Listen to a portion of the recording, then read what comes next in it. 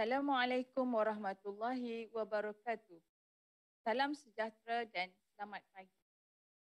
Pokok semalu tumbuh melata, burung merbah di pohon cemara. Assalamualaikum pembuka bicara. Selamat datang untuk semua. Alhamdulillah, bersyukur kita kehadrat Ilahi kerana dengan rahmat dan izinnya dapat kita berkumpul pada hari ini dalam bulan yang mulia, bulan Ramadan yang penuh berkah untuk sama-sama kita mencari ilmu dan menambah pengetahuan. Jadi bagi memberkati majlis kita pada hari ini, marilah sama-sama kita membaca Ummul Kitab Al-Fatihah.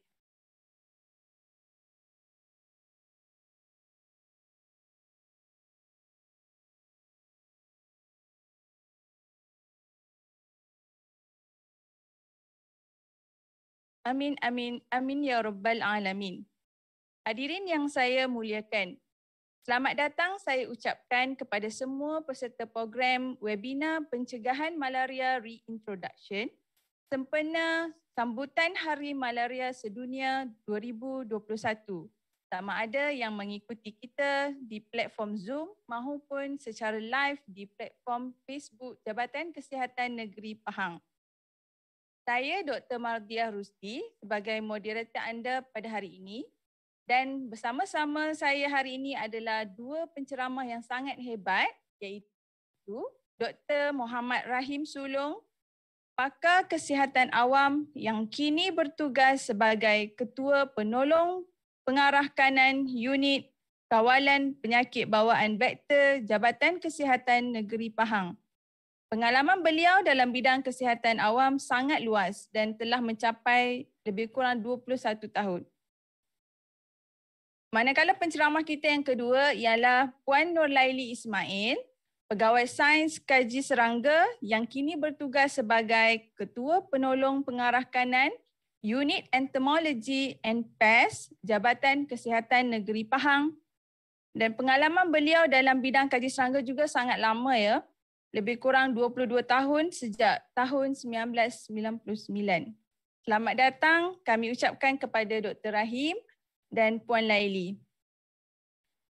Para peserta yang saya hormati sekalian, atur cara program kita pada hari ini bermula dengan slot ceramah yang pertama pada pukul 10.45 hingga 11.10 pagi bertajuk Zero Malaria, Draw the Lines Against Malaria yang akan disampaikan oleh Dr. Muhammad Rahim Sulong. Kemudian akan disusuli dengan sesi Q&A selama lebih kurang 5 minit. Untuk slot Q&A ini, tuan-tuan dan puan-puan boleh menaip soalan di ruang chat bagi peserta di platform Zoom dan di ruang komen bagi peserta di Facebook Live Jabatan Kesihatan Negeri Pahang. Pada pukul 11.15 pagi, kita akan berehat selama 5 minit sambil menonton tayangan video. Untuk makluman semua, semasa waktu rehat ini, para peserta hendaklah mengisi borang pendaftaran melalui QR code yang akan dipaparkan pada skrin atau boleh menekan link pendaftaran di ruang chat atau ruang komen untuk mendapatkan e-sijil penyertaan. Slot kedua akan bermula pada pukul 11.20 pagi hingga 11.45 pagi dengan tajuk Vektor Malaria masih relevankah dalam hidup kita pada masa kini yang akan disampaikan oleh Puan Nurlaili Ismail. Kemudian disusuli dengan sesi Q&A selama 5 minit. Majlis dijangkakan tamat pada pukul 12.30 hari. Tuan-tuan dan puan-puan yang saya hormati sekalian, malaria adalah penyakit yang disebarkan melalui gigitan nyamuk Anopheles yang telah dijangkiti parasit Plasmodium.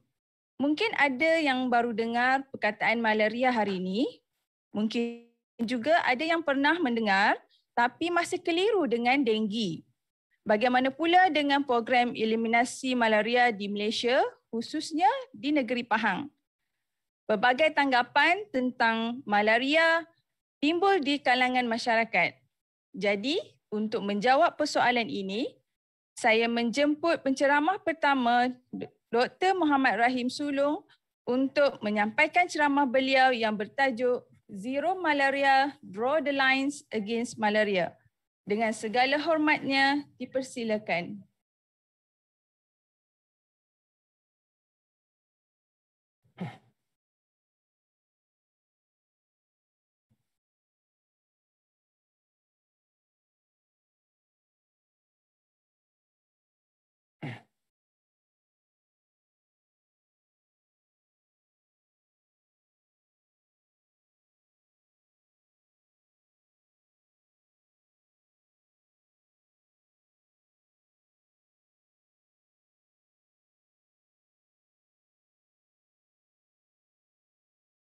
Bismillahirrahmanirrahim. Assalamualaikum warahmatullahi taala wabarakatuh. Selamat pagi pada semua. Sekali lagi saya Dr. Rahim, pakar perubatan kesihatan awam dari Jabatan Kesihatan Negeri Pahang sebagai ketua unit Vektor Negeri Pahang. Saya ucapkan selamat datang dan saya mengalu-alukan kehadiran tuan-tuan dan puan-puan dalam sesi webinar malaria pada kali ini, sama ada dari melalui Zoom meeting ataupun melalui FB Live. Tajuk yang akan saya sampaikan pada hari ini adalah Zero Malaria, Draw the Lines Against Malaria. Dan untuk makluman tuan-tuan dan puan-puan, jika tuan-tuan ada sebarang soalan sepanjang sesi taklimat ataupun ceramah ini, tuan-tuan dan puan-puan boleh nyatakan masalah ataupun soalan tuan-tuan dan puan-puan melalui chat room di Zoom meeting ataupun di ruangan komen di FB Live. Tuan-tuan dan puan-puan, saya akan sampaikan ceramah ini dalam masa lebih kurang 25 minit dan berbalik kepada tajuk iaitu Zero Malaria, Draw the Lines Against Malaria. Kenapa tajuk ini dipilih? Sebenarnya ini merupakan tema Hari Malaria Sedunia pada tahun ini, di mana ianya bermula dari gerakan Pan-African Zero Malaria Start With Me, di mana gerakan ini telah menjalankan kempen baru iaitu Draw the Lines Against Malaria, dan akhirnya kempen ini menjadi tema untuk Hari Malaria Hari Malaria Sedunia pada tahun ini.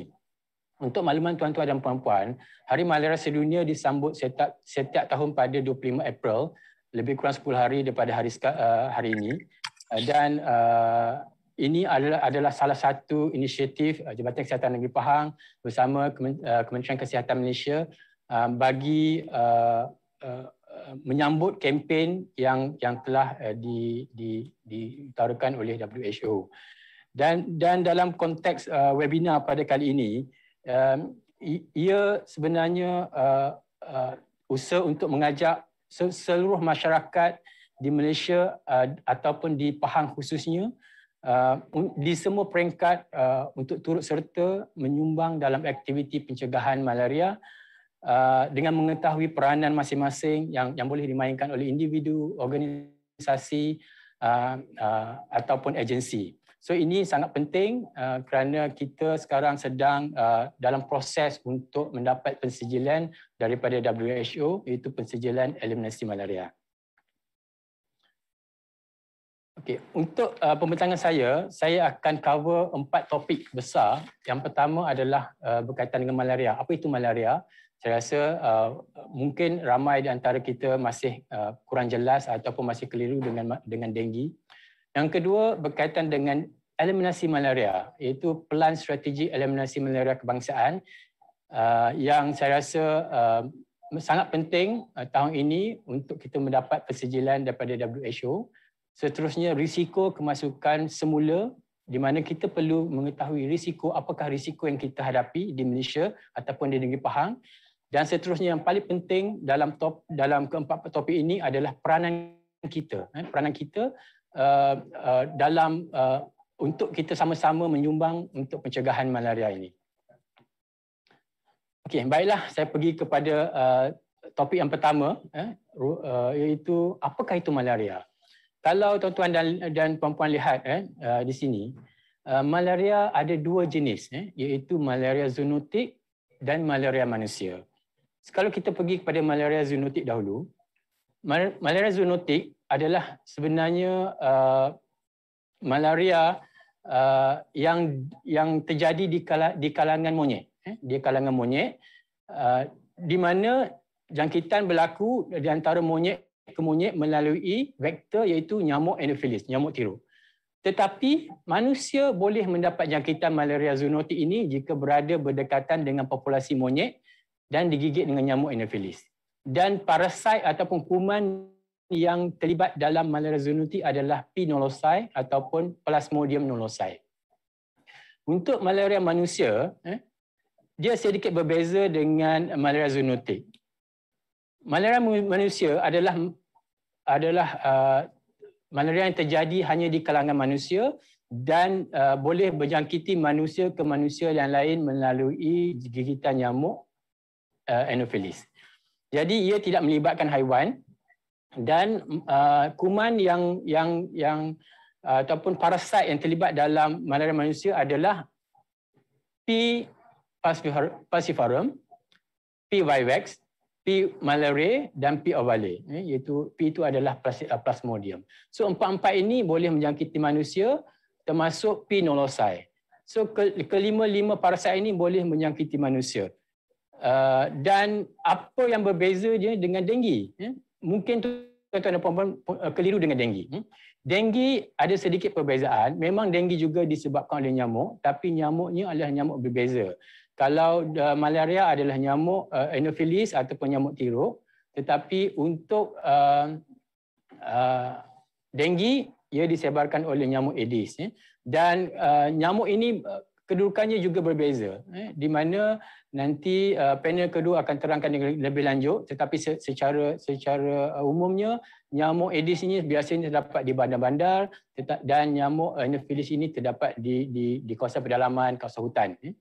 Sebab itu kita tengok, kita lihat malaria ini lebih banyak terjadi di kawasan-kawasan pedalaman, kawasan-kawasan hutan. Okay? Seterusnya adalah pelan strategi eliminasi malaria kebangsaan. Ini adalah pelan yang sangat penting dan pelan ini bermula pada tahun 2011. Ini adalah komitmen kita, komitmen Malaysia bersama pihak WHO, di mana sasarannya adalah untuk kita mendapat sifar jangkitan human malaria, tidak termasuk zoonotik, hanya human malaria iaitu malaria manusia menjelang tahun 2020. Nanti kita tengok graf apakah kedudukan Malaysia tentang perkara ini. Dan kita perlu mendapat memastikan sifar human malaria jangkitan tempatan ini kekal untuk 3 tahun berturut-turut sehingga tahun 2020 dan barulah kita akan mendapat persetujuan daripada WHO. Di sini saya ingin kongsikan sedikit trend malaria di Malaysia. Ini dalam tempoh mungkin lebih daripada 60 tahun. Kita bermula dari fasa malaria eradication, iaitu pada tahun 1961 dan beralih kepada fasa malaria control dan sekarang kita berada di malaria eliminasi, malaria elimination punya phase. Okay? Kalau kita lihat pada tahun 1961, kes di Malaysia mencecah hampir 10 juta. Di mana kalau kita tengok burden of disease, malaria ni sangat tinggi pada waktu tersebut. Tetapi dengan usaha yang dijalankan oleh Kementerian Kesihatan Malaysia, kita dapati kes semakin tahun ke tahun menunjukkan penurunan yang sangat ketara sehingga pada tahun lepas kita mencatat hanya 2,839 kes. Ini adalah satu kejayaan yang besar kepada Malaysia dan inilah yang patut kita teruskan dengan kerjasama tuan-tuan dan puan-puan yang berada yang sedang melihat sekarang ini, sama ada di Zoom meeting ataupun FB Live, dan kita perlu kekalkan momentum ini dan teruskan dengan aktiviti-aktiviti kawalan yang terancang. Untuk malaria elimination, ia bermula pada tahun 2011 dan perancangannya adalah pada tahun 2020 kita mencapai status eliminasi dan Dan status ini adalah tahun yang penting, tahun 2021, di mana WHO akan menilai Malaysia untuk diberi pengiktirafan eliminasi untuk negara kita Malaysia. Kalau kita lihat kes-kes data malaria dan kes kematian di Malaysia dari tahun 2000 hingga tahun 2020, itu dalam tempoh 20 tahun. Yang berwarna merah itu adalah indigenous human malaria. Kalau tuan-tuan tengok, dia pengecilan dari segi numbers, bilangan, itu adalah kes tempatan yang kita ingin capai zero, yang telah ditetapkan oleh WHO. Dan untuk Malaysia, kes terakhir tempatan kita human malaria adalah pada tahun 2018. So sekarang ni kita telah mencapai 3 tahun berturut-turut, 2018, 2019 dan 2020. Dan inilah yang patut kita kekalkan. Tetapi yang lain yang berwarna hijau itu adalah kes-kes human malaria zoonotic. Memang kita lihat memang berlaku penurunan kes yang sangat baik untuk human malaria, tetapi ada berlaku peningkatan sedikit berkaitan dengan malaria zoonotic, di mana malaria zoonotic ini lebih sukar untuk kita kawal kerana ia melibatkan binatang. Binatang iaitu monyet, dan banyak faktor yang menyebabkan kita sukar untuk kawal, terutamanya dengan aktiviti yang kita buat sekarang ni, aktiviti rekreasi, aktiviti penerokaan, dan ini sedikit sebanyak menyumbang kepada peningkatan kes peningkatan kes zoonotik malaria ataupun malaria zoonotik, malaria haiwan. Pattern yang hampir sama untuk negeri Pahang. Kalau kita lihat, yang berwarna merah itu adalah human malaria yang kita ingin capai zero, sifar pada tahun 2020. Tapi alhamdulillah Pahang telah kekal dengan sifar human malaria tempatan sejak tahun 2017. So kita dah 4 tahun dan kita masih perlu mengekalkan status ini, dan untuk mengekalkan status inilah yang lebih penting sekarang ni. Sebab itulah kita mengadakan taklimat kepada semua agensi, taklimat kepada masyarakat untuk memastikan beban ataupun tanggungjawab ini harus dipikul bukan sahaja oleh Jabatan Kesihatan Negeri ataupun Kementerian Kesihatan Malaysia, tetapi juga perlu digalas oleh seluruh rakyat Malaysia, agensi, organisasi, untuk memastikan ia kekal sifar untuk tahun-tahun yang akan datang. Memang berlaku peningkatan juga, sama juga di Malaysia, untuk itu berlaku peningkatan kes-kes zoonotik. Warna hijau itu adalah malaria zoonotik, di mana memang kita sedang berusaha untuk juga bukan sahaja menurunkan kes-kes human malaria, tetapi kita juga perlu menurunkan kes-kes malaria zoonotik yang saya rasa lebih mencabar kerana ia melibatkan haiwan. Sedikit perkongsian berkaitan dengan aktiviti-aktiviti yang telah kita jalankan di Jabatan Kesihatan Negeri. Ia bermula bukan tahun ini, tahun lepas, ia bermula 60 tahun yang lalu, dengan anggota-anggota kesihatan masuk ke kampung, masuk ke hutan, masuk ke kawasan-kawasan orang asli dan sebagainya. Sebab kawasan-kawasan ini adalah kawasan-kawasan yang sangat berisiko untuk mendapat jangkitan malaria. Apa yang kita buat adalah antara aktiviti yang kita buat, kita memberi kelambu berubat kepada penduduk, kita membuat semburan residual, di mana kita menyembur dinding-dinding rumah-rumah mereka untuk memastikan nyamuk yang berada ataupun berehat di dinding akan mati.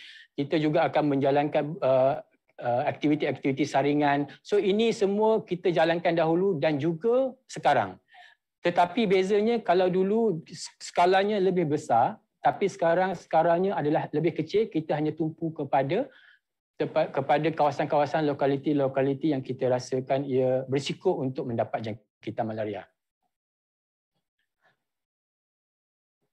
Ini adalah perkara ketiga yang saya akan kongsi pada pagi ini, iaitu risiko kemasukan semula malaria. Ini sangat penting supaya kita boleh merancang apa yang perlu dibuat selepas ini. Yang pertama adalah malaria. Malaysia dikelilingi oleh negara endemik malaria. Kalau kita tengok di bawah kita, di Indonesia, atas Malaysia, Thailand, Cambodia, even di sekarang ini pun kita mudah bergerak daripada negara Malaysia ke negara-negara lain. Papua New Guinea, di Afrika, itu adalah negara-negara endemik. Dan faktanya adalah negara-negara endemik ini sangat berisiko untuk membawa, untuk menjadi pencetus kepada kes-kes malaria di Malaysia. Yang keduanya adalah ramai warga asing datang ke Malaysia dari negara endemik. Saya rasa semua sudah maklum. Ramai pekerja-pekerja asing kita daripada Bangladesh, daripada Pakistan, daripada Thailand, Indonesia, dan ini adalah negara-negara endemik, tuan-tuan dan puan-puan. Jadi mereka akan datang bukan sahaja dengan jasad mereka ataupun badan mereka, tapi dalam badan mereka membawa parasit malaria, dan parasit ini boleh transmit ataupun boleh disebarkan kepada manusia lain ataupun penduduk Malaysia, kerana di Malaysia ini kita ada nyamuk Anopheles atau nyamuk tiruk. Yang ketiganya adalah pergerakan rakyat Malaysia sendiri, di mana kita tahu ramai rakyat kita bekerja di luar negara, bekerja di Indonesia, bekerja di negara-negara endemik di Afrika dan sebagainya. Pada masa yang sama, bukan sahaja bekerja, rakyat Malaysia juga melancong ke negara-negara menjalankan aktiviti-aktiviti rekreasi. Jadi inilah perkara-perkara penting yang menyumbang kepada kemasukan malaria ke Malaysia. Dan yang keempat adalah kehadiran vektor, yang ini mungkin nanti panel yang seterusnya akan urai dengan lebih lanjut. Tetapi secara umumnya memang di Malaysia ini kehadiran vektor memang sangat signifikan, memang ada, hanya menunggu parasit masuk dan pada bila-bila masa dia boleh menyebarkan kepada rakyat Malaysia yang lain. Okey, ini saya tunjuk sedikit berkaitan dengan negara-negara yang endemik malaria. Begitu banyak sekali negara-negara yang endemik malaria di Asia, di Afrika, dan kalau kita tengok fakta di sini, 94% malaria kes di dunia ini adalah datang daripada Afrika.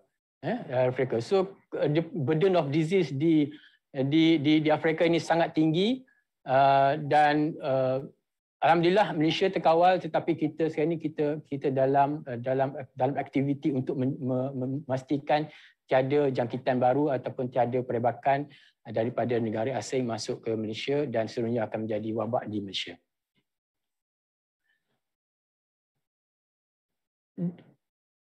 Dan kita juga perlu mengetahui aktiviti-aktiviti berisiko jangkitan malaria. Kita dah tahu kemasukan, bagaimana malaria itu boleh masuk ke Malaysia, dan kita kena tahu aktiviti-aktiviti berisiko.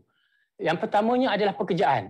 Pekerjaan, kalau kita tengok sini, banyak pekerjaan, kebanyakannya pekerjaan yang melibatkan hutan atau pinggir-pinggir hutan. Contohnya peladang, petani, pembalak, juru ukur, pencari hasil hutan, peneroka. Ini adalah pekerja-pekerja yang berisiko untuk mendapat jangkitan, termasuk rakyat Malaysia yang bekerja di luar negara. Dan juga mereka-mereka yang menjalankan aktiviti-aktiviti rekreasi seperti memburu, memancing, berkelah di hutan, berkemah di hutan, menjalankan fotografi di hutan, jungle trekking ataupun melancong di negara-negara endemik. Ini adalah secara umum risiko-risiko jangkitan. Tetapi kita boleh beritahu di sini adalah jika aktiviti-aktiviti kita itu melibatkan hutan ataupun pinggir-pinggir hutan, kita berisiko. Apakah langkah yang perlu kita ambil? Kita dah tahu aktiviti risiko, apakah langkah yang perlu kita ambil? Yang pertamanya adalah jika kita menjalankan aktiviti di hutan, kita perlu menggunakan kelambu. Kelambu yang sesuai. Kita kalau di tempat yang berisiko, kita ada memberi kelambu-kelambu berubat. Tetapi tuan-tuan dan puan-puan, jika menjalankan aktiviti di hutan, tuan-tuan dan puan-puan perlu membawa kelambu jika bermalam di hutan untuk memastikan tuan-tuan tidak mendapat gigitan nyamuk tiruk. Seterusnya, jika masuk ke hutan, pastikan kita menggunakan repellent ataupun semburan dalam bentuk krim, lotion dan sebagainya untuk memastikan nyamuk tidak boleh menggigit kita ataupun nyamuk menghindari kita lah, menghalang daripada nyamuk untuk mendekati kita. Dan seterusnya, pastikan kita memakai baju yang sesuai, iaitu baju lengan panjang dan seluar lengan panjang yang cerah untuk mengurangkan risiko untuk mendapat gigitan nyamuk. Ini adalah 3 langkah yang saya rasa paling berkesan setakat ini, yang saya rasa perlu diwawarkan kepada semua, sama ada untuk diri kita sendiri ataupun pekerja-pekerja di bawah jagaan kita.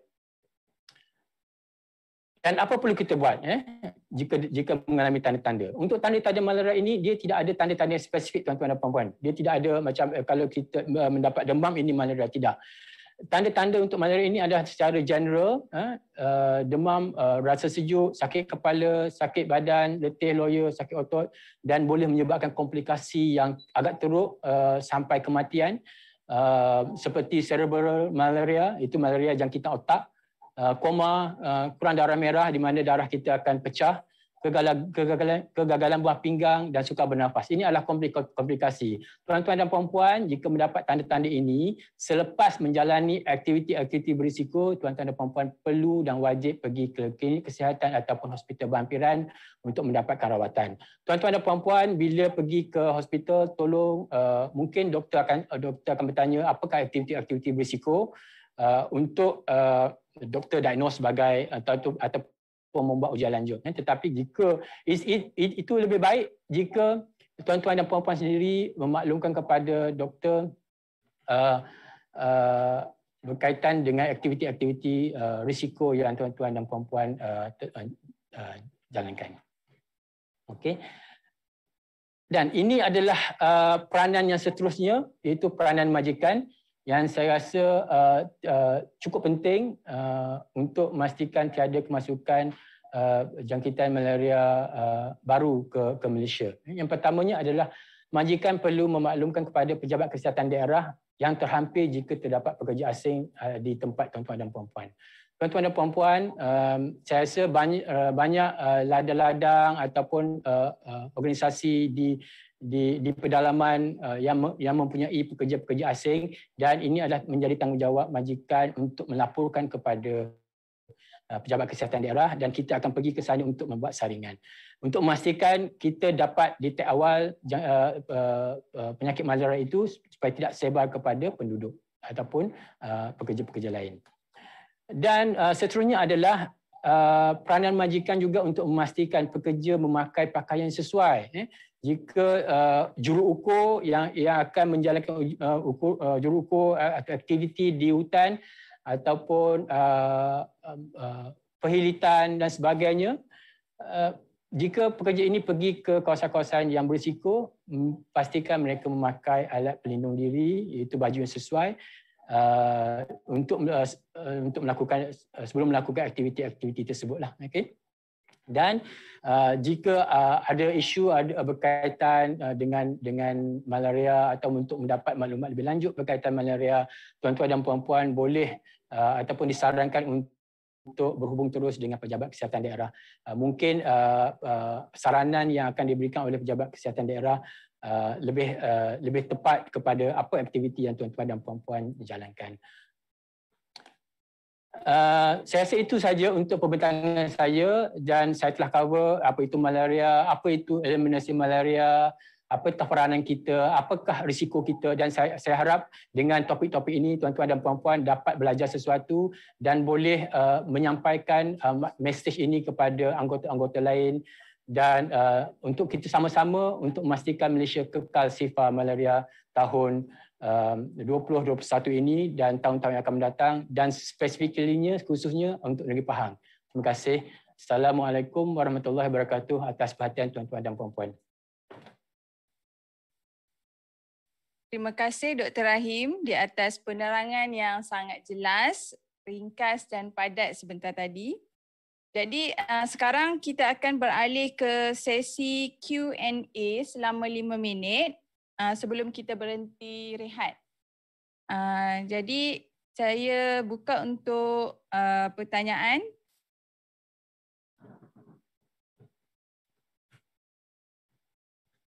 Okey, Dr. Rahim, mungkin saya ada satu soalan untuk Dr. Rahim.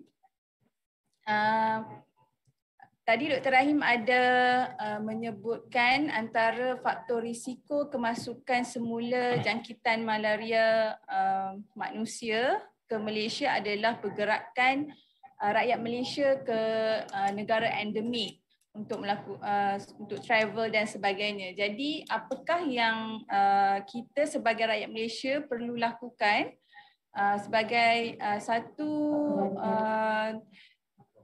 tindakan pencegahan sebelum kita melakukan travel ke negara-negara, keluar negara lah maksud saya. Okey. Itu saja, dipersilakan. Okey, terima kasih Dr. Madiah. Penduduk ataupun rakyat Malaysia yang pergi ke negara-negara endemik, mereka pertamanya mereka mungkin boleh pergi ke pejabat kesihatan daerah berhampiran untuk mendapat nasihat apa yang perlu dibuat. Apa biasanya yang kita sarankan adalah jika tuan-tuan melakukan aktiviti-aktiviti berisiko di negara tersebut, tuan-tuan dan puan-puan perlu mendapatkan rawatan profilaksis, di mana kita ada satu rawatan untuk mencegah malaria. Itu adalah satu alternatif jika tuan-tuan dan puan-puan pergi ke kawasan-kawasan yang berisiko. Contohnya bekerja di Afrika dan sebagainya. Dan jika tuan-tuan balik ke Malaysia dan tuan-tuan dan puan-puan perlu pergi ke pejabat kesihatan ataupun pergi klinik kesihatan berhampiran jika tuan-tuan dan puan-puan mengalami tanda-tanda demam ataupun demam sejuk, ketar dan sebagainya, tuan-tuan dan puan-puan perlu ke klinik berhampiran untuk membuat ujian untuk memastikan tuan-tuan dan puan-puan bebas malaria. Terima kasih. Okay. Terima kasih Dr. Rahim. Kita ada satu soalan lagi. Sekiranya saya masuk hutan, apa persediaan yang perlu dibuat? Perlukah saya makan ubat profilaksis terlebih dahulu? Itu soalannya, dipersilakan. Okey, terima kasih. Ia bergantung pada aktiviti yang dijalankan. Memang ada keadaan di mana tuan-tuan dan puan-puan perlu mengambil ubat profilaksis, tetapi ada keadaan di mana tuan-tuan tidak perlu. Dia bergantung kepada duration. Kalau tuan-tuan berada dalam durasi yang lama, bermalam di hutan dan tempoh yang lama sebagainya, memang tuan-tuan perlu mengambil profilaksis. Dan profilaksis ini perlu diambil bukan pada waktu pergi, tapi dia mengambil awal, mungkin 2 atau 3 hari awal sebelum mereka masuk ke hutan, dan mereka kena ambil ubat tu sehingga keluar setiap hari. Ia merupakan satu benda yang agak sukar untuk dibuat kalau mereka tidak mengambil ubat tu dengan betul. Dan tapi yang paling penting adalah pastikan kita memakai pakaian yang sesuai, membawa kelambu, memakai baju lengan panjang, seluar lengan panjang, pada masa yang sama kita membawa repellent. Ini adalah senjata utama kita untuk menangani malaria. Selain daripada profilaksis itulah. Okey. Okey, terima kasih Dr. Rahim. Kita ada 2 lagi soalan. Jadi soalan seterusnya dari Facebook, dari Azida Ramli. Salam doktor. Salam. Apakah yang dimaksudkan dengan introduce human malaria? Okey. Dipersilakan. Terima kasih atas soalan itu. Untuk eliminasi malaria, kita tidak mahu malaria indigenous, tempatan. Tetapi dia ada satu lagi malaria kita panggil malaria introduce. Jika contohnya, jika ada seseorang itu baru balik daripada luar negara, mereka diklasifikasikan sebagai malaria import. Jika rakyat Malaysia yang berada di Malaysia ataupun penduduk yang berada di Malaysia ini mendapat jangkitan daripada malaria import itu dipanggil malaria introduce. Yang kita tidak mahu adalah jangkitan daripada malaria introduce ini kepada individu lain. Itu dipanggil malaria indigenous. Kalau terdapat kes-kes malaria indigenous, bermaksud eliminasi malaria kita akan gagal. Setakat ini kita tidak ada malaria indigenous tempatan untuk 3 tahun untuk Malaysia, dan untuk Pahang dah kita tidak ada untuk 4 tahun berturut-turut. So yang ini patut kita kekalkan. Sebab tu kita kena kita menjalankan aktiviti untuk pastikan kita detect awal, kita kesan awal kes-kes import. Kita pergi masuk ke ladang, kita masuk kawasan-kawasan warga asing untuk kita check, untuk kita buat ujian BFMP untuk pastikan mereka bebas malaria. Dan jika terdapat kes-kes malaria, walaupun kes indigenous ataupun kes import, kita akan buat kawalan dengan serta-merta untuk pastikan dia tidak merebak lagi ke penduduk lain. Jika ia merebak lagi ke penduduk lain, ia maknanya kita punya eliminasi ini akan gagal. Sebab itulah kita mohon kerjasama daripada semua rakyat Malaysia, semua warga organisasi, agensi untuk kita sama-sama menangani masalah ini. Dan ini hanya tertumpu kepada malaria manusia, tidak kepada zoonotik. Zoonotik dia tidak ada introduce. Terima kasih. Okay, terima kasih Dr. Rahim. Soalan terakhir, untuk malaria ni ada vaksin tak Dr. Rahim? Oh, terima kasih. Jawapan saya pendek saja untuk ini. Tidak ada vaksin. Tapi COVID-19 ada vaksin, so kita boleh ambil COVID-19 vaksin, tapi malaria tidak ada vaksin. Setakat ini. Okay, terima kasih banyak Dr. Rahim atas penerangan sebentar tadi.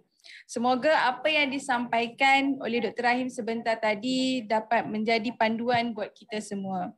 Tuan-tuan dan puan-puan hadirin sekalian, sebelum kita berhenti berehat, suka untuk saya ingatkan kembali, para peserta hendaklah mengisi borang pendaftaran melalui QR code yang akan dipaparkan pada skrin, atau boleh menekan link pendaftaran di ruang chat untuk platform Zoom dan di ruang komen untuk peserta yang di Facebook Live JKN Pahang untuk mendapatkan e-sijil penyertaan. Kita akan berhenti berehat selama 5 minit sambil menonton tayangan video pendek. Program akan diteruskan semula tepat jam 11.15 pagi. Selamat menonton.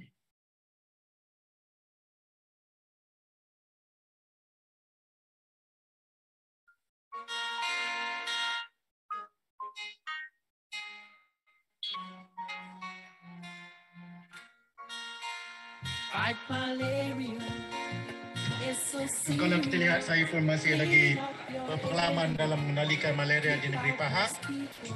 Ini adalah tahun yang ke-24 saya bertugas di negeri Pahang. Jadi di dalam negeri Pahang tersebut, kita bertukar rumus untuk memastikan malaria dapat kita hindarkan, khususnya di beberapa daerah, iaitu daerah Rompin, Bera, Kan, Cameron Highland, Lipis, Jerantus dan di kawasan Kuantan. Langkah yang begitu baik dan sebagainya, saya boleh isytiharkan bahawa negeri Pahang pada masa ini kita bebas jangkitan tempatan malaria untuk 5 tahun betul. Dan hanya yang kita adalah malaria nolesan. Malaria nolesan ini malaria yang dibawa oleh nyamuk dan oleh monyet yang kita berhindap pada manusia. Jadi kita berilah tahu pada masyarakat di luar sana, Pahang not welcome any malaria.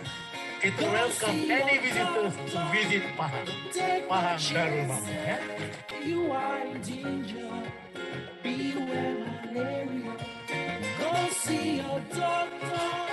Don't take your chances. Hingga kini negeri Pahang telah melantik seramai 82 duta malaria. Untuk itu dipersilakan 3 orang penerima sijil lantikan sukarelawan duta malaria negeri Pahang.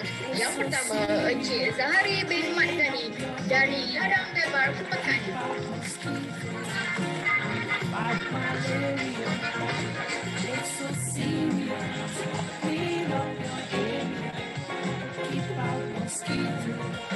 Don't get the blessings or even chances to give about. Use your mosquito. Don't get the blessings or even chances to give about. Use your mosquito nets.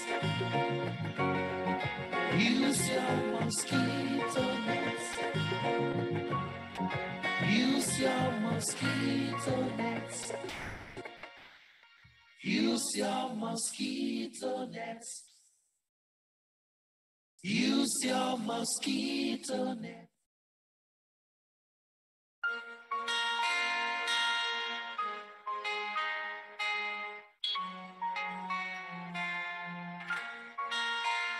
Fight malaria, it's so serious.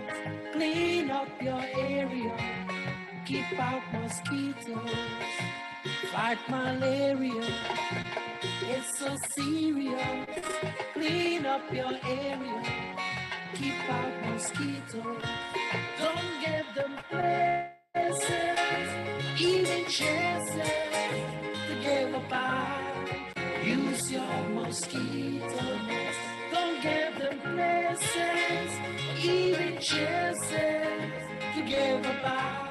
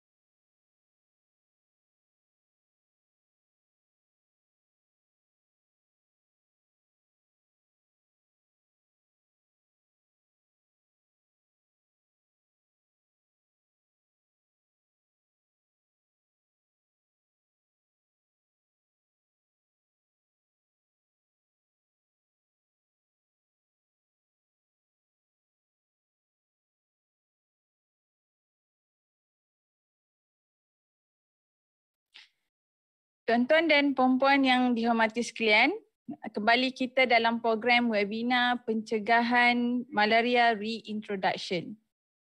Sebentar tadi kita mendengar ceramah dari Dr. Rahim dan kita telah maklum bahawa melalui Plan Strategik Eliminasi Malaria Kebangsaan 2011 hingga 2020, Malaysia telah mencapai status sifar malaria jangkitan tempatan selama 3 tahun berturut-turut.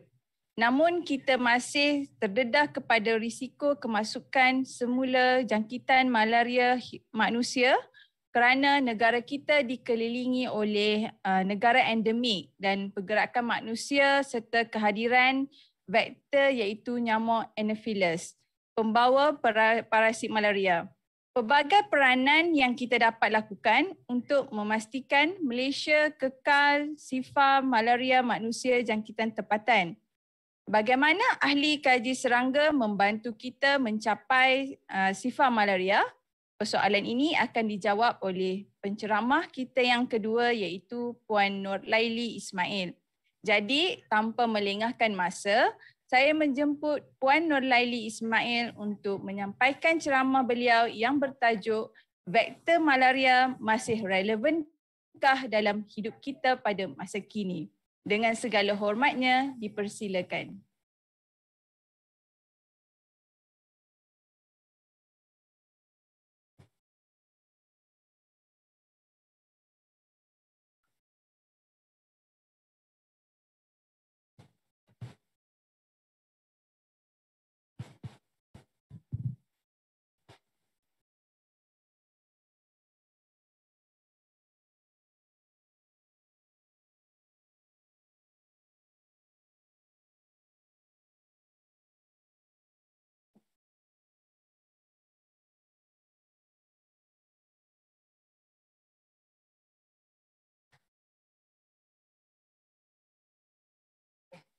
Terima kasih Dr. Mardiah Rusdi selaku moderator kita pada hari ini. Tuan-tuan dan puan-puan, para hadirin yang saya hormati sekalian. Assalamualaikum dan salam sejahtera. Tajuk yang akan saya kongsikan pada pagi ini ialah satu persoalan. Masih relevankah vektor malaria dalam hidup kita pada masa kini? Okey, untuk merungkai persoalan kita pada pagi ini, sebenarnya kita perlu mengetahui hubungan rapat antara kita sebagai manusia dan juga vektor malaria yang ada dalam persekitaran kita. Dan oleh itu saya akan ceritakan dengan lebih dekat apakah dia vektor malaria dan mengetahui apakah risiko yang ada pada kita yang menyebabkan kita berpotensi untuk mendapat jangkitan malaria. Okey, sebagai membuka selera kita pada pagi ini, saya kongsikan pada para hadirin semua tentang buah limau yang ada di depan tuan-tuan semua. Kalau ikutkan pada buah limau tu terdapatnya nyamuk-nyamuk yang berlindung di sekitar buah limau. Jadi dalam gambar ini menggambarkan sebenarnya Anopheles ataupun vektor malaria itu memang ada dalam persekitaran kita dan mungkin ada yang tak perasan tadi sebelum saya menyebut adanya nyamuk pada buah limau kita. Okey. Okey, sebagaimana yang kita tahu, hidupan dalam alam ini kita kategorikan kepada dua. Ini mungkin kita imbas semula fakta sains yang kita pernah belajar satu masa dulu. Hidupan kita kategorikan sebagai ada dua alam, iaitu alam haiwan dan juga alam tumbuhan.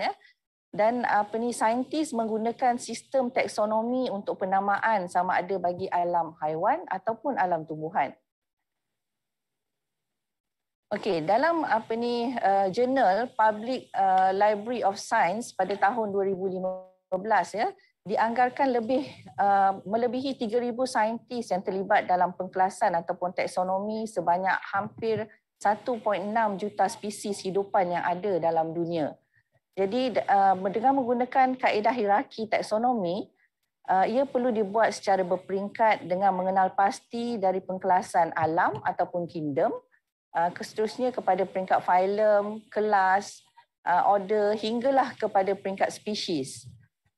Bermula daripada 300 tahun sebelum Masihi, pengkelasan tumbuhan telah mula dibuat sebenarnya di peringkat dunia, di mana pada peringkat awal dahulu pengkelasan ini dibuat untuk mengasingkan tumbuhan yang boleh dimakan dan juga tumbuhan yang beracun.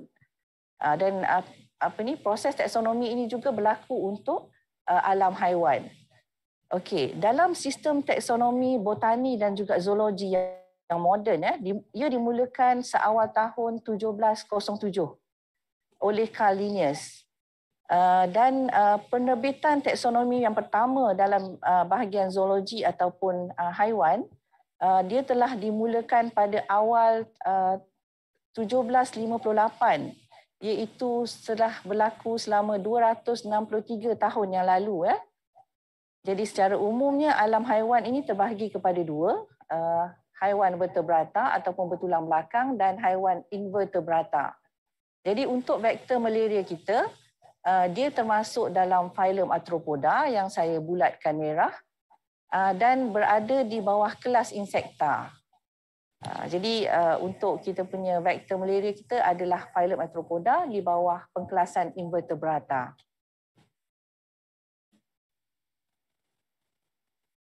Okey, bagi mengukuhkan kehadiran serangga dalam kehidupan kita, satu kajian perumpamaan serangga yang dibuat dalam Al-Quran, dia dilaksanakan oleh M. Suki pada tahun 2015 dan diterbitkan dalam Quranic Research International Journal mencatatkan ada 7 serangga yang disebut di dalam Al-Quran. Yang pertama sekali nyamuk, lalat, belalang, kutu, lebah, semut dan anak-anai. Jadi berdasarkan daripada kajian ini, serangga sebenarnya jelas mempunyai hubung kait dalam kehidupan kita, sama ada dia memberi manfaat, kebaikan, pengajaran maupun cabaran dalam menyebarkan penyakit. Okey, dalam media massa ada analisa statistik yang dibuat dan diterbitkan untuk menunjukkan haiwan ataupun haiwan yang paling berbahaya yang menyumbang kepada kematian manusia. Jadi ini antara yang diterbitkan dalam media internet. Dan jelas ditunjukkan di sini adalah penyumbang terbesar yang dicatatkan adalah nyamuk, di mana hampir 700,000 kematian setahun dicatatkan oleh nyamuk berbanding dengan haiwan-haiwan yang lain. Jadi daripada sini juga kita dapat lihat betapa relevannya nyamuk dalam kehidupan kita. Okey. Vektor malaria adalah serangga yang umumnya kita panggil nyamuk. Dalam bahasa Inggeris kita selalu sebut mosquito, dan perkataan mosquito ini adalah berasal daripada bahasa Sepanyol dan membawa maksud benda kecil yang terbang. Okey, berdasarkan catatan kajian Miyagi pada tahun 2000 telah ada sebanyak 3,500 spesies nyamuk di seluruh dunia. Dan kajian penemuan pula berkaitan dengan penyakit berkaitan dengan nyamuk ditemui pada tahun 1878 oleh Patrick Mason, di mana beliau menemui cacing filaria di dalam nyamuk Culex. Dan ada juga kajian yang menemui virus flavivirus pada tahun 1900 oleh Walter Wright, di mana dia menjumpai flavivirus itu di dalam Aedes aegypti yang menyebab penyakit yellow fever. Dan berkaitan dengan malaria pula, penemuan parasit malaria di dalam nyamuk ditemui dalam nyamuk Anopheles oleh Ronald Ross pada tahun 1897. Dan ini dibukukan di London School of Hygiene, di mana Ronald Ross telah membuat pembedahan nyamuk dan menemui oocyst ataupun satu parasit malaria pada stage ataupun peringkat oocyst berada pada perut nyamuk, dinding perut nyamuk.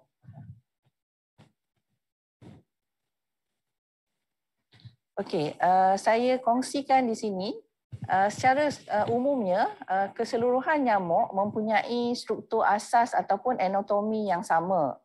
Dia terbahagi kepada 3 bahagian badan, iaitu kepala, toraks dan juga abdomen. 2 ciri penting yang lain adalah serangga nyamuk ini mempunyai sayap dan juga 3 pasang kaki. Jadi 3 perkara ini adalah perkara asas untuk anatomi nyamuk. Okey.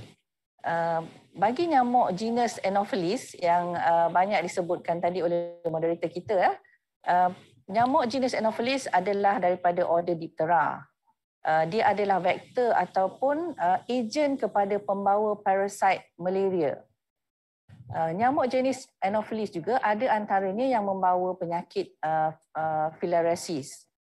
Jadi untuk nyamuk Anopheles ini, dia memberi kesan yang besar kepada kehidupan manusia selain daripada nyamuk yang paling banyak kita sebut adalah nyamuk Aedes. Jadi selain daripada nyamuk Aedes, nyamuk Anopheles adalah nyamuk yang paling besar memberi kesan kepada manusia. Okey, di seluruh dunia ya, berdasarkan kajian yang telah dibuat, sebanyak 434 spesies atau genus Anopheles yang telah ditemui lah. Jadi 434 spesies daripada genus Anopheles yang telah ditemui, dan daripada keseluruhan yang ditemui tersebut, lebih daripada 30 spesies adalah menjadi vektor kepada parasit malaria di seluruh dunia. Dan di Malaysia sendiri ya, berdasarkan kajian saintis kita, sebanyak 75 spesies Anopheles telah ditemui di Malaysia sendiri, dan dia merangkumi 17% daripada keseluruhan 434 spesies di dunia. Dan daripada keseluruhan 75 yang ditemui di negara kita, 9 telah disahkan sebagai parasit malaria untuk negara kita. Okey, saya kongsikan di sini distribusi pemetaan vektor malaria secara global yang pernah diterbitkan pada tahun 2004 di dalam American Journal of Tropical Medicine. Dia menunjukkan hampir 2/3 daripada globe kita, keseluruhan dunia kita telah dikenal pasti kehadiran vektor malaria.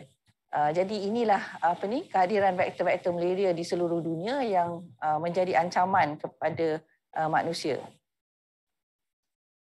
Bagi kita di Malaysia, untuk negara kita ada 9 vektor malaria yang saya sebutkan tadi, dan bagi semenanjung Malaysia, Anopheles maculatus adalah vektor malaria utama yang menyebarkan penyakit malaria pada penduduk tempatan kita di semenanjung Malaysia. Manakala di kawasan Sabah dan Sarawak juga, Anopheles balapasiensis merupakan vektor utama untuk penyakit malaria di kawasan Sabah dan Sarawak. Jadi untuk vektor malaria ini, dia mempunyai ciri-ciri tertentu dan dia akan mendiami ekologi-ekologi yang berbeza. Jadi terdapat perbezaan yang jelas antara negara di mana vektor-vektor yang utama berada di negara-negara tertentu.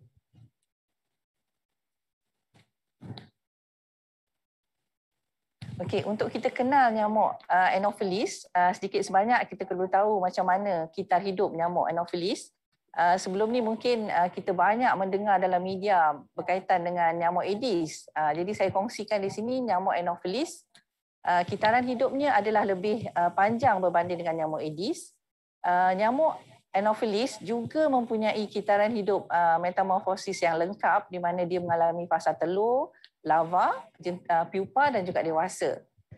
Cuma dalam proses pembesaran ini, tempoh masa dia berbeza mengikut genus. Okey. Ini adalah gambar telur nyamuk Anopheles ya. Telur nyamuk Anopheles ini adalah telur yang dihasilkan secara diskret daripada nyamuk Anopheles betina. Dan nyamuk Anopheles betina ini akan bertelur di kawasan-kawasan poket-poket air yang jernih ataupun air yang bertakung dan mengalir perlahan. Biasanya nyamuk Anopheles betina ini akan bertelur pada sebelah malam.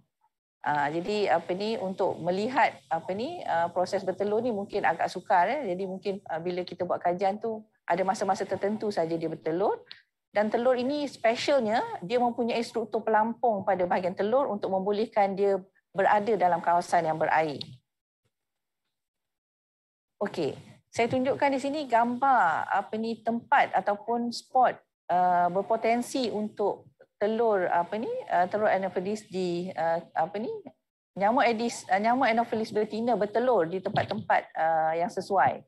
Jadi yang tempat yang saya bulatkan adalah antara tempat-tempat yang sesuai untuk nyamuk Anopheles bertelur. dan saya sharekan di sini juga gambar tempat kita beriadah. Jadi antara lokasi tempat nyamuk Anopheles bertelur adalah sangat rapat dengan kehidupan kita. Okey, ini adalah peringkat larva Anopheles. Peringkat larva Anopheles biasanya akan mengambil masa 6 hingga 8 hari. Jadi dia mengambil tempoh yang lebih panjang, sama juga lebih lama daripada nyamuk Aedes. Dan perbezaan larva Anopheles berbanding dengan larva Aedes, bila kita semua berada di lapangan ataupun di persekitaran, kita boleh dapat lihat dengan jelas larva Anopheles akan berehat selari ataupun horizontal dengan permukaan air. Jadi kalau kata kita pergi ke persekitaran kita dan dapat lihat jentik-jentik ataupun larva yang ada, kita dapat lihat perbezaan ini yang sangat ketara. Perbezaan ini hanya dapat berlaku pada genus Anopheles kerana dia ada struktur yang istimewa. Dia ada struktur palmat yang membantu dia berkedudukan selari dengan permukaan air. Okey. Selepas mengalami fasa jentik-jentik ataupun larva, dia akan bertukar pula kepada fasa pupa ataupun kepompong. Fasa pupa untuk Anopheles ni ada berbeza dengan nyamuk lain. Anopheles ni dia punya sistem pernafasannya ataupun trompet yang ditunjukkan oleh gambar itu. Trompet pada Anopheles akan lebih pendek berbanding dengan trompet pupa genus yang lain. Dan pupa ini selalunya kerap akan berada pada permukaan air dan dia hanya bergerak ke dasar sekiranya diganggu. Dan fasa pupa ini akan kekal berada pada fasa pupa dalam tempoh 2 hingga 3 hari sebelum dia menetas menjadi nyamuk dewasa.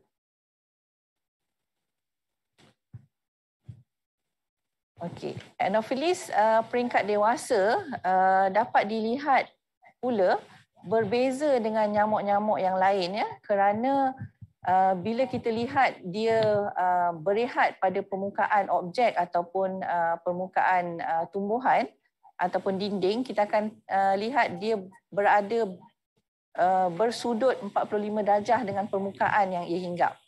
Jadi ini ada ciri istimewa yang ada pada Anopheles dan dapat dilihat dengan jelas bila kita berada dalam persekitaran. Nyamuk Anopheles jantan biasanya akan matang lebih awal daripada betina dan nyamuk Anopheles betina akan mula menghisap darah seawal 12 hingga 24 jam selepas dia menetas daripada peringkat pupa. Okey.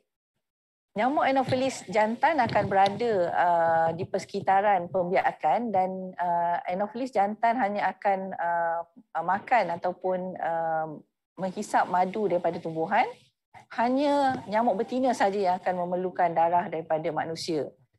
Okey, untuk vektor malaria, nyamuk Anopheles maculatus kita, vektor utama bagi semenanjung Malaysia, vektor ini mempunyai preference ataupun cenderung untuk menghisap darah daripada haiwan berbanding dengan manusia. Jadi bila tak dapat bekalan haiwan, dia akan datang kepada manusia. Contohnya macam lembu ataupun haiwan ternakan yang lain. Nyamuk Anopheles betina dan juga nyamuk Anopheles ni selalunya akan berehat di vegetasi pada sebelah siang dan dia berada pada persekitaran penempatan kita pada sebelah malam untuk menghisap darah.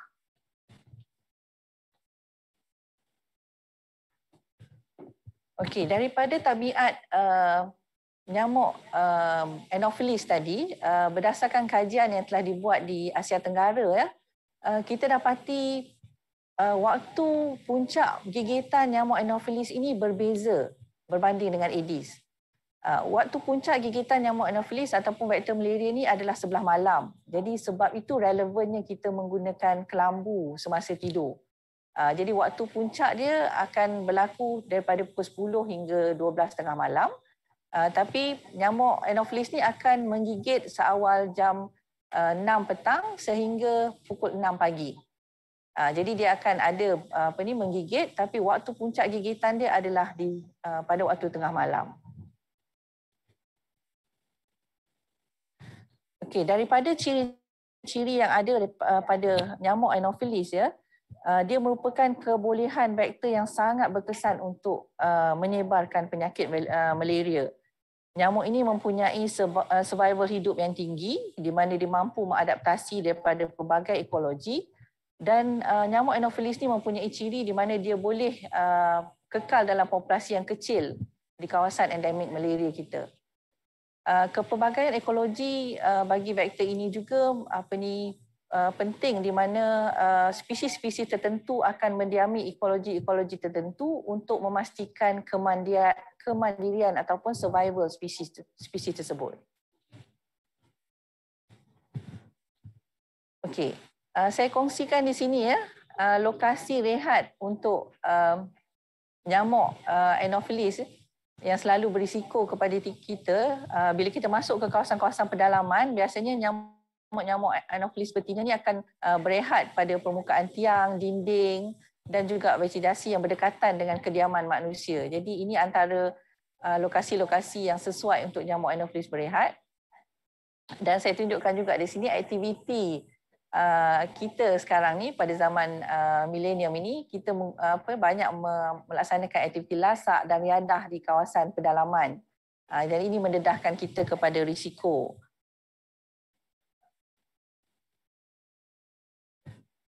Okey, sebagaimana saya ceritakan tadi, kita ada 9 vektor malaria yang ada di dalam Malaysia, dan kesemua vektor-vektor ini mempunyai preference ekologi masing-masing.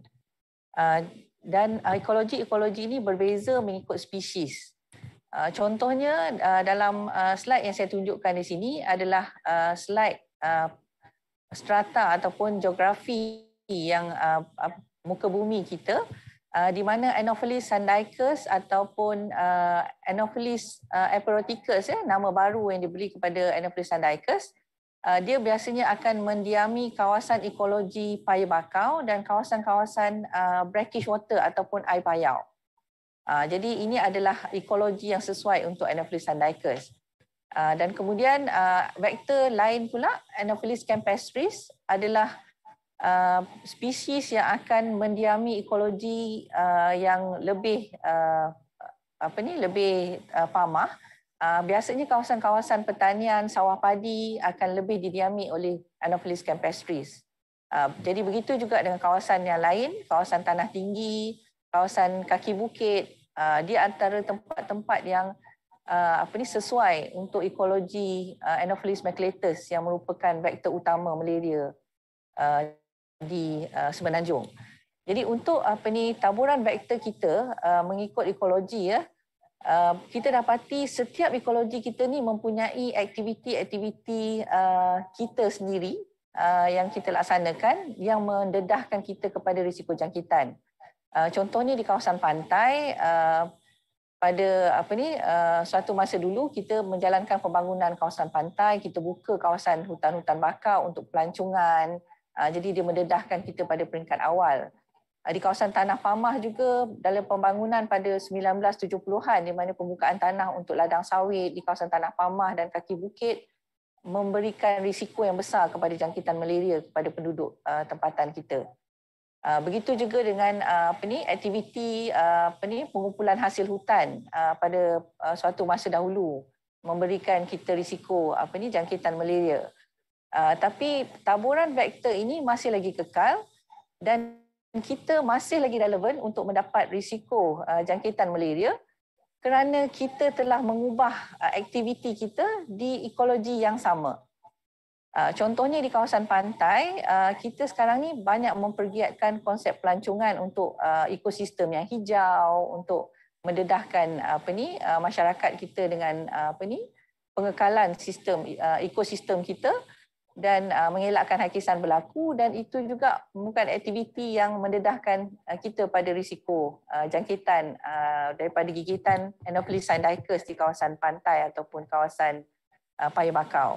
Begitu juga di kawasan tanah pamah, kaki bukit dan kawasan tanah tinggi, di mana kawasan-kawasan tanah tinggi sekarang ni antara aktiviti yang paling banyak yang kita laksanakan. Kita menjalankan pembangunan lebuh raya yang melibatkan kawasan-kawasan tanah tinggi, pembangunan di kawasan tanah tinggi sebagai tempat pelancongan, aktiviti riadah di kawasan tanah tinggi. Selain daripada itu, aktiviti penyelenggaraan pencawang-pencawang elektrik kita, dan juga syarikat telekomunikasi kita memasang pencawang di kawasan-kawasan tanah tinggi, ya. Itu merupakan antara aktiviti-aktiviti semasa yang terkini yang menyebabkan kita masih lagi menghadirkan diri ke kawasan-kawasan ekologi yang sama, tetapi aktiviti kita telah berubah. Jadi secara kesimpulannya, vektor malaria kita masih lagi ada bersama dengan kita. Binomik ataupun tabiat nyamuk Anopheles masih lagi sama seperti yang pernah kita rekodkan, dan kajian-kajian masih lagi terus dijalankan oleh ahli kaji serangga di peringkat Malaysia dan juga di peringkat antarabangsa. Dan risiko jangkitan dari luar ataupun penyakit daripada import masih lagi ada, di mana warga asing daripada luar datang ke negara kita dengan populasi Anopheles ataupun vektor yang tetap berada dalam persekitaran kita, mendedahkan risiko kita untuk jangkitan penyakit malaria walaupun secara import. Aktiviti kita pada tahun 1960-an di ekologi yang sama masih lagi ada. Cuma aktiviti kita pada tahun milenium ini telah berubah kepada aktiviti yang lain berbanding pada tahun 1960-an dahulu. Dan kelebihan kita pada masa sekarang adalah pergerakan kita sekarang ni semakin efisien dan pantas. Daripada pelbagai ekologi, daripada kawasan pantai, kawasan tanah pamah, kita boleh pergi ke kawasan tanah tinggi dalam tempoh yang singkat kerana kemudahan infrastruktur dan juga kemajuan teknologi yang ada. Jadi dengan risiko yang kita ada tadi, vektor malaria ini masih lagi relevan. Seperti awal tadi saya kata, sistem taksonomi serangga kita telah bermula selama 263 tahun yang lalu. Dan pada hari ini masih banyak lagi kajian, penemuan, pengecaman dan juga spesies-spesies baru yang ditemui. Jadi kita punya penemuan-penemuan baru menunjukkan risiko Anopheles ini masih lagi wujud dalam persekitaran kita untuk tempoh yang lebih lama akan datang. Dan di dalam Al-Quran juga menyebut tentang nyamuk telah melebihi 1442 tahun hijrah yang lalu. Jadi sedangkan fakta yang telah kita belajar daripada kitab Al-Quran kita telah berusia 1442 tahun yang lalu masih lagi relevan dan masih lagi sesuai untuk kita guna pakai, dan dia adalah valid untuk kita jadikan alasan kukuh kenapa kita perlu berwaspada dengan nyamuk.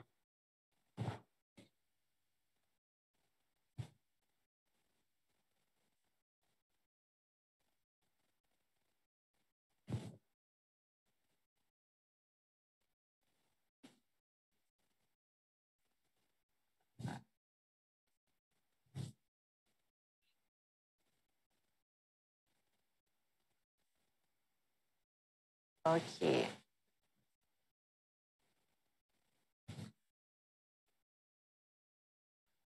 Okey, secara keseluruhannya ya, kita perlulah mengenal pasti sebenarnya apakah aktiviti berisiko yang kita laksanakan, dan kita perlu mengambil langkah-langkah yang sesuai untuk kita mencegah daripada gigitan Anopheles di persekitaran kita. Dan yang paling penting sekali, kita kena pastikan kita sentiasa alert dalam memastikan kita berjaya mengekang penyakit malaria, dan tema kita draw the line against malaria. Kita kena pastikan kita sentiasa peka dengan tindakan kita, risiko yang kita ada. Dengan itu saya akhiri pembentangan saya pada kali ini. Assalamualaikum. Terima kasih kami ucapkan kepada Puan Laili atas penerangan yang padat dan penuh informasi sebentar tadi. Sekarang kita akan beralih ke sesi Q&A selama 5 minit. Jadi di sini ada satu soalan dari Facebook, Rosita Tambi. Soalannya berbunyi, bahaya tak sekiranya kita makan haiwan yang digigit oleh nyamuk Anopheles? Dipersilakan. Okey, terima kasih kepada penonton kita yang bertanya.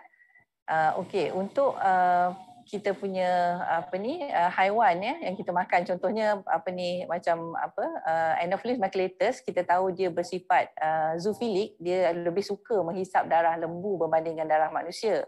Jadi sudah tentunya kalau adanya lembu di dalam pendapatan kita, dia akan menggigit darah lembu lah. Jadi untuk kita makan daging lembu tu, yang pertama sekali, sekiranya parasite malaria tak ada dalam nyamuk Anopheles tu, kita tak ada masalah untuk nak makan daging tu. Dan yang kedua, sekiranya parasite malaria ada di dalam nyamuk Anopheles tu juga, parasite malaria tidak boleh berkembang di dalam otot ataupun haiwan lembu. Jadi daripada situ sebenarnya kita selamat untuk makan haiwan ternakan yang ada dalam persediaan kita walaupun digigit nyamuk. Okey, terima kasih Puan Laili. Jadi selamat kita nak makan lembu. Cuma pastikan kita masak dengan baiklah. Okey, so soalan seterusnya, adakah saya berisiko mendapat gigitan nyamuk tiruk di dalam hutan jika tidak bermalam? Maksudnya kalau dia pergi hutan tak bermalam, dia ada risiko tak untuk mendapat gigitan nyamuk tiruk? Okay, terima kasih. Satu soalan yang menarik sebenarnya. Kalau ikutkan nyamuk tiruk ni, kita tahu dia waktu puncak gigitan ada sebelah malam. Adalah sebelah malam daripada pukul 6 petang, awal 6 petang hingga selewat 6 pagi. Tapi macam saya telah terangkan tadi, pada waktu siang, nyamuk ini akan berehat dalam vegetasi kita. Jadi bila once dia berehat dalam vegetasi kita, apa yang berlaku, kita akan masuk ke dalam vegetasi ini untuk aktiviti riadah ataupun yang lain-lain. Jadi bila kita mengganggu vegetasi mereka, dan mereka akan bertindak untuk attack kita ataupun akan menyerang kita dalam bentuk menggigit kita lah, sebab kita masuk ke dalam kawasan rehat mereka. Jadi itu adalah orang kata accidental gigitan accidental, mana kita mungkin akan dapat gigitan sepanjang tempoh sekiranya kita masuk ke kawasan-kawasan yang ada Anopheles tadi. Okey, terima kasih Puan Laili. Maksudnya walaupun kita masuk hutan masa siang, waktu siang hari, sebaiknya kita ambil langkah pencegahan seperti yang dijelaskan oleh Dr. Rahim tadilah. Kita pakai baju yang berlengan panjang, seluar lengan panjang, kita letak repellent dan langkah-langkah pencegahan yang seterusnya lah. Okey, soalan seterusnya berbunyi, adakah nyamuk tiruk boleh ditemui di kawasan pinggir bandar atau di kawasan bandar? Atau dia hanya memang ada di hutan saja? Okey, terima kasih Dr. Madia. Untuk nyamuk Anopheles macam saya peta ekologi ataupun geografi yang saya tunjukkan tadi, sekiranya kawasan bandar kita tu hampir dengan kawasan pinggir bukit. Sebab sekarang ni ada juga bandar-bandar yang berada di kawasan pinggir bukit, contohnya di di kawasan negeri Pulau Pinang lah contohnya ya. Bandar-bandar ni sangat hampir dengan kawasan kaki bukit. Jadi Anopheles memang akan berada di kawasan kaki bukit. Jadi kita memang ada menemui spesies-spesies Anopheles yang berada dalam kawasan dikonsider sebagai kawasan bandar, tapi dia bukanlah ekologi yang betul-betul bandar di mana macam bandar Kuala Lumpur tu sendiri. Tapi sebabkan ekologi tu bandar tu berada di kawasan kaki bukit. Jadi kena tengok juga kesesuaian ekologi tu di mana vektor tu sesuai untuk berada. Okey, terima kasih Puan Laili. Jadi soalan seterusnya, adakah ciri-ciri persamaan 9 spesies Anopheles yang menjadi vektor di Malaysia? Apakah ciri-ciri persamaan 9 spesies Anopheles yang menjadi vektor di Malaysia? Okey, kalau untuk memudahkan kita sebagai orang awam dalam dalam persekitaran kita, ciri yang sama yang ada pada Anopheles ini, yang pertama, kalau peringkat jentik-jentik, dia akan berehat selari dengan permukaan air. Itu ciri yang pertama untuk peringkat jentik-jentik. Dan peringkat dewasa, bila kita nak berehat pada dinding, dia akan berada pada bersudut 45 darjah semasa dia berehat pada permukaan dinding ataupun permukaan objek. Dia adalah ciri-ciri yang sama pada genus Anopheles. Okey, terima kasih banyak-banyak Puan Laili atas penerangan sebentar tadi. Begitu banyak ilmu yang kita pelajari hari ini ya, terutama berkaitan dengan nyamuk Anopheles. Saya pun banyak belajar hari ini. Terima kasih Puan Laili. Jadi untuk seterusnya saya ada sikit pengumuman lah. Jadi untuk makluman semua, Negeri Pahang telah melancarkan program Duta Malaria sejak 2019 sehingga kini kita ada seramai 90 orang duta di seluruh negeri Pahang dan mereka juga bersama-sama dengan kita pada hari ini. Jadi kami mengucapkan terima kasih kepada semua duta malaria yang memberi sokongan kepada Jabatan Kesihatan Negeri Pahang dan mereka ini menjadi penghubung antara Jabatan Kesihatan Negeri dan juga organisasi yang kebanyakannya dari sektor peladangan. Yang mana di sektor-sektor peladangan ni dia banyak pekerja asing. Jadi kita dah dapat kerjasama yang baik, sangat baik dari Duta Malaria. Jadi sekali lagi kami ucapkan terima kasih dan tahniah kami ucapkan. Okey. Jadi marilah sama-sama kita berganding bahu, bekerjasama dalam usaha untuk memastikan negara kita kekal sifar malaria. Marilah kita mainkan peranan kita. Sifar malaria bermula dari kita. Zero malaria, draw the lines against malaria. Hadirin yang saya hormati sekalian, baiklah kita dah sampai ke penghujung program. Bagi peserta yang belum mengimbas QR code, jadi bolehlah mengimbas QR code yang dipaparkan pada skrin sebentar lagi dan atau boleh menekan link pendaftaran di ruang chat atau di ruang komen untuk mendapatkan e-sijil penyertaan. Saya mewakili pihak Urustia sekali lagi mengucapkan jutaan terima kasih kepada kedua-dua penceramah kita, Dr. Muhammad Rahim bin Sulong dan juga Puan Nur Laili binti Ismail kerana sudi bersama-sama menjayakan program webinar pada hari ini. Dan sedikit pengumuman juga untuk saya buat berkenaan dengan sambutan Hari Malaria Sedunia pada tahun 2021. Jadi KKM dengan kerjasama JKN Pahang telah menyusun pelbagai aktiviti selain webinar hari ini. Kami juga menganjurkan pertandingan TikTok dan iPoster yang akan tamat pada 18 April nanti. Hadiah dia menarik ya. Wang tunai hingga RM1,000 menanti anda. Jadi jangan lepaskan peluang. Ajak adik-beradik, kawan-kawan semua join TikTok Malaria ataupun yang ada kemahiran boleh join iPoster Malaria. Okey? So selain pada itu, kami juga akan bersiaran di slot radio Pahang FM pada 20 April 2021 yang akan disampaikan oleh Dr. Muhammad Rahim Sulong. Dan kemuncaknya adalah pada 26 April 2021, JKN Pahang akan mengadakan soft launch melalui Facebook Live JKN Pahang yang kemudiannya akan disusuli dengan bual bicara santai di Facebook Live JKN Pahang.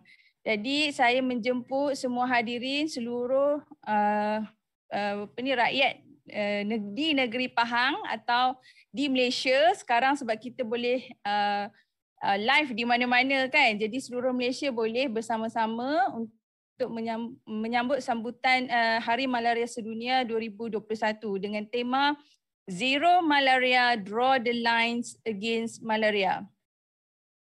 Jadi sebagai penutup, sebelum saya mengakhiri program webinar pada hari ini, saya ingin mengucapkan syabas kepada semua peserta yang bersama kami hingga ke penghujung program webinar pencegahan malaria reintroduction pada hari ini.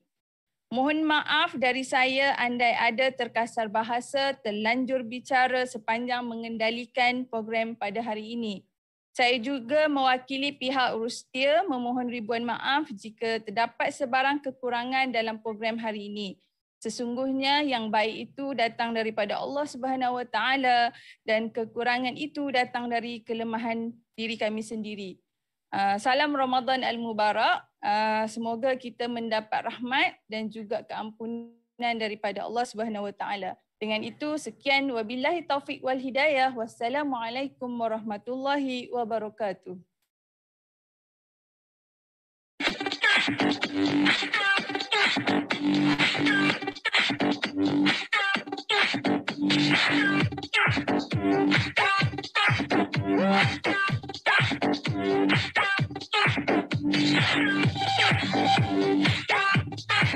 Right.